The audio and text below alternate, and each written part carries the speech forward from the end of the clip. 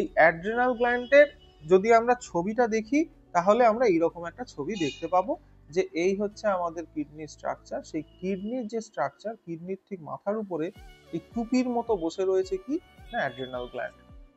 দেখো এটা যদি আমরা একটা ক্রস সেকশন কাটি তাহলে জিনিসটাকে কিরকম দেখতে লাগবে, ঠিক এই রকমই হবে অ্যাড্রেনাল গ্ল্যান্ডের স্ট্রাকচারটা।